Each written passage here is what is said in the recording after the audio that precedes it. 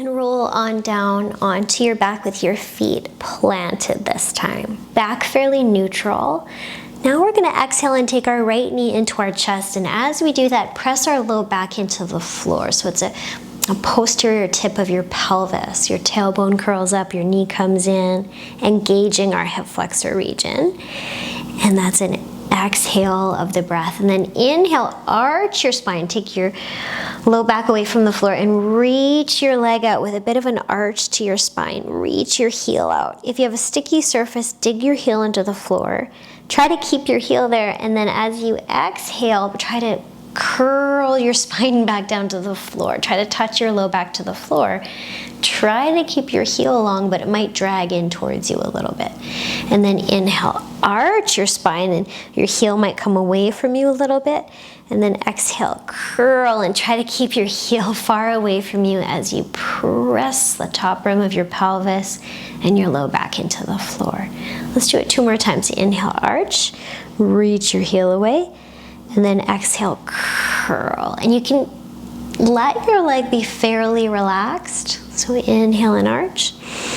I'm putting a little emphasis into pressing my heel down though, but less tension around my foot. Exhale, curl. 1 more time. Inhale, lengthen through the psoas. And then try to keep it long as you exhale and curl. And then release everything. Let your leg fall out if it does that. Pinky toe side heavy. And take a breath. If you like to, you can let your left knee fall out to the side. Any amount. You could even put a prop underneath it, almost like you're in a lying down tree form. And notice whatever you feel in the front of your right hip here. Nice, and now we're gonna take this right leg across to the left side of our mat and point our toes up, and then cross our left ankle over top of our right, so you're kind of pinning it there. So I already feel a bit of a side stretch on my hip and a bit of a stretch through my hip flexor here as well. Now on your inhale, arch your spine away from the floor, and on your exhale, try to curl. So start with your tailbone tucking, curl your pelvis under, and see if you can press the top rim of your pelvis and your low back into the floor. Inhale, arch your spine. Maybe your feet inch away from you a bit. And then exhale and curl, trying to keep your legs long as you can. You might not touch the ground, no big deal. Just do your best. Inhale, arch. And exhale, curl under. 1 more like that. What do you feel in your hip flexor region there?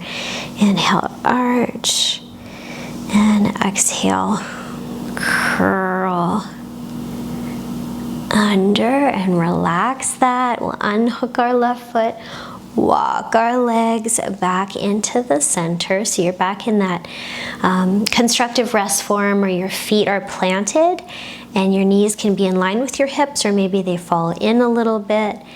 And you can close your eyes and notice whatever you notice about your right to left hip flexor, maybe your right to left low back. Does one side of your lower back feel closer to the floor? You can even put your hands on your ribs and see if one rib area is heavier at the front. And we'll do the other side. So as you exhale, the left leg comes in. We're gonna press our low back into the floor. You can keep your neck and head relaxed. And then on the inhale, arch a little bit your spine, roll towards your tailbone and reach your left leg away from you.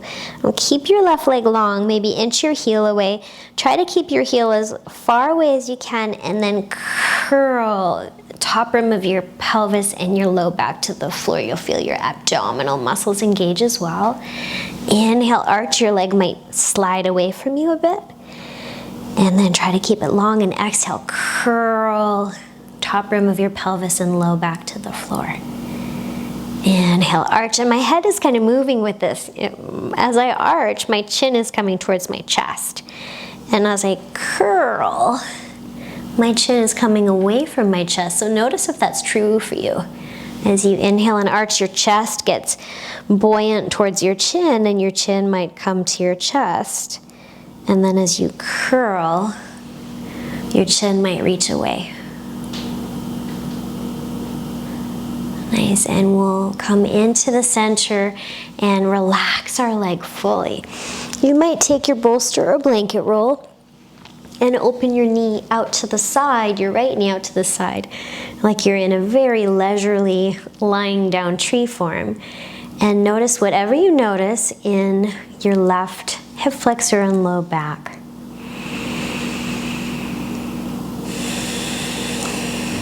Maybe you can breathe into your abdomen and slow your breath down there as well.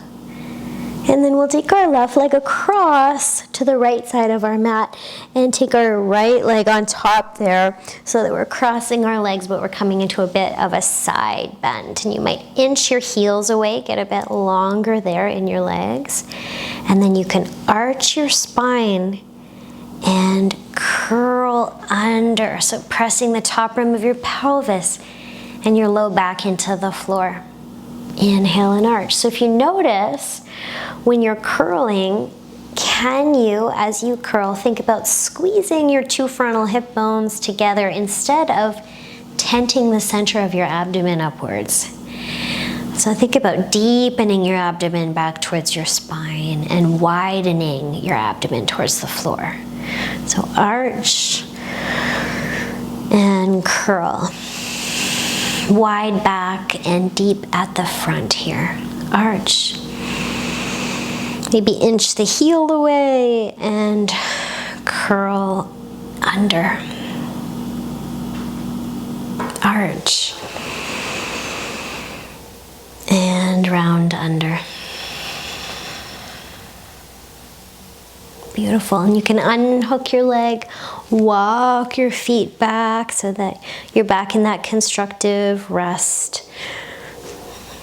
And see if you can notice any differences in your hip flexors left to right, maybe in your low back. You can also put your hands on your ribs and again see if one rib basket is a little higher than the other.